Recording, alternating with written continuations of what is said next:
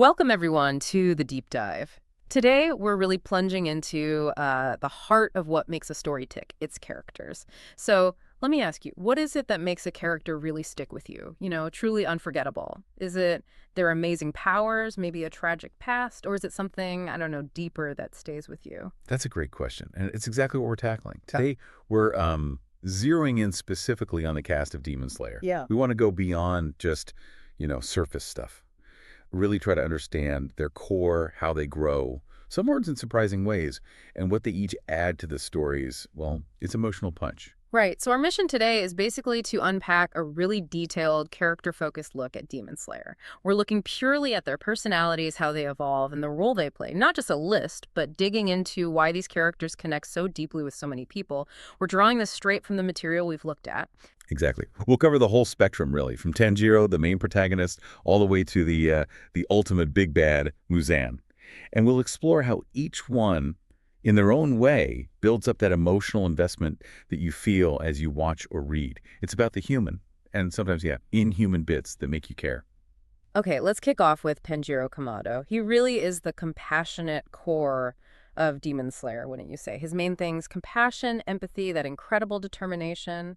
It almost feels, well, a bit too pure for such a harsh world sometimes. How does that keep from feeling, naive? How does the realism get woven in? Well, what's so interesting about Tanjiro is that his empathy isn't presented as a flaw. It's actually a key part of the narrative engine.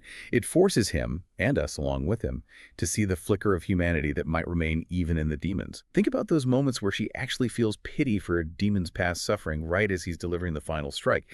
It sort of subverts the standard shonen hero thing. His journey becomes as much about protecting his own soul as it is about saving Nezuko. hmm And speaking of Nezuko Kamado, his sister, she's another character with massive impact, but she hardly ever speaks. It makes you wonder, how much does a character really need to say to be powerful? How does she carry so much emotional weight?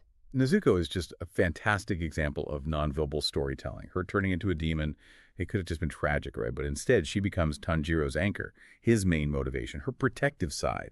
Like when she shields humans or just goes all out to defend Tanjiro, it speaks volumes. And her blood demon art evolves too, becoming this unique weapon. It shows her developing agency. She proves you can be vital, deeply expressive, without saying much at all. She's not just a damsel, she's an active, evolving force. Yeah, that's a great point. So moving from that powerful sibling bond, let's talk about Zenitsu Agatsuma. He seems, at first glance anyway, totally out of place, a demon slayer. He's this bundle of contradictions, right? Seems cowardly, he's loud, often the comic relief, but then incredibly skilled when it counts. How does that tension work for his character, and what does it maybe tell us about courage? Zenitsu's journey, I think, gives us a really interesting look at how our biggest weaknesses, or what we think are weaknesses, can become strengths. His fear, it's crippling, but paradoxically, it's also the trigger for his power. When he hits his limit, passes out from fear, his thunder breathing technique comes out with this incredible precision. It's like his body knows what to do when his conscious mind just can't handle it. Sure, his crush on Nezuko adds humor, but underneath all that, his backstory shows these deep insecurities, this need for validation. It makes his slow climb towards actual courage feel really earned, really satisfying.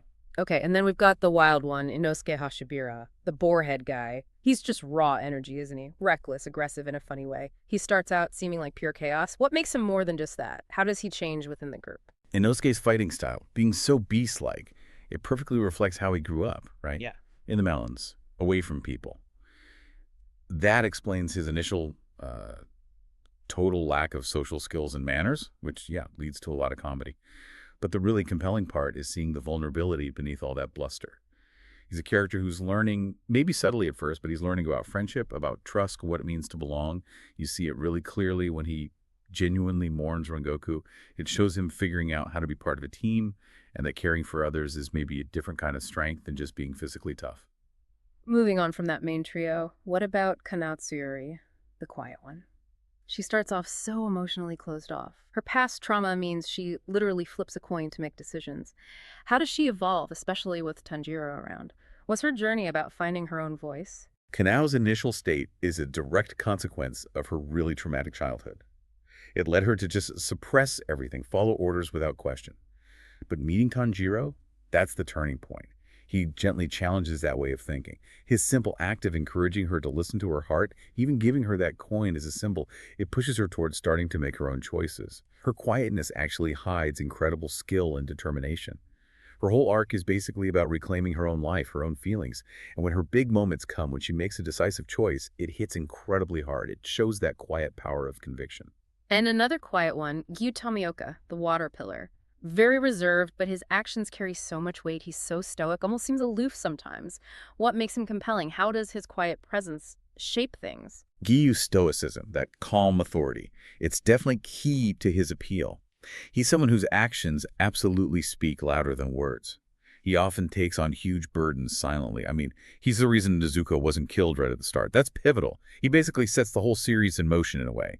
And beneath that, there's this quiet loyalty to the people he trusts, but also this deep sense of isolation, maybe some survivor's guilt, that keeps him a bit separate from the other Hashira. It gives him a depth beyond just being the strong, silent type. Makes you want to understand him more. Speaking of the Hashira, these top-tier slayers, they're such a diverse bunch. How do all their different personalities and ways of thinking enrich the world beyond just being powerful fighters? Oh, the Hashira are much more than just power levels. They represent this whole spectrum of philosophies, different ways to face the demon threat. That makes their group dynamic really fascinating. Yeah. You got Rengoku's like blazing optimism and sense of duty, which is almost overwhelming. Then Shinobu, who seems sweet but is actually quite venomous, masking her grief with this tactical mind. Each one brings a unique personality, a different fighting style, their own backstory. They add layers of complexity, show that strength isn't just one thing. Their interactions, their disagreements even, really flesh out the world's moral questions and strategic challenges. Right, and that brings us finally to Muzan Kibutsuji, the ultimate villain, described as calm terror. What makes him so effective, so genuinely chilling in this story? Muzan works so well because of that cold precision, that complete and utter lack of empathy. It is genuinely chilling. Unlike some villains who might have, a tragic reason or some justification you can almost grasp, Muzan's evil feels absolute. It's just driven by this selfish desire for perfection, for immortality. His ability to manipulate and control his subordinates, just discarding them without a second thought. It really amps up the sense of menace. This unwavering evil makes him the perfect contrast, the perfect shadow to Tanjiro's unwavering light. It creates that stark moral conflict that drives everything and raises the stakes so high. So if we try to wrap this up, connect the dots, the main takeaway from this deep dive seems pretty clear. The real strength of Demon Slayer. It's how incredibly alive its characters feel. They have distinct personalities, motivations you can actually believe, and arcs that develop pretty naturally through the story. They're much more than just pieces moving the plot forward. Yeah, and it all comes together so well, doesn't it? You've got the intense bond between Tanjiro and Nezuko, then the often hilarious but also meaningful clashes within the main group, plus those really deep moral questions about slayers and demons. All of it is rooted in character, and it's what keeps you, the listener, emotionally hooked from beginning to end. It really speaks to the power of character-driven stories. Which leads to maybe a final thought for you to chew on. If a character's depth, even someone who barely speaks like Nezuko, can carry so much emotional weight and really drive the story forward, what does that suggest about the power of subtle character work, about those unspoken connections in storytelling? That's a really powerful idea to consider. It's worth reflecting on how stories like this, driven by character, don't just entertain us with action. They also offer these insights into, well, human nature, resilience, growth, even when it's set in a fantastical world full of demons like demon slayers.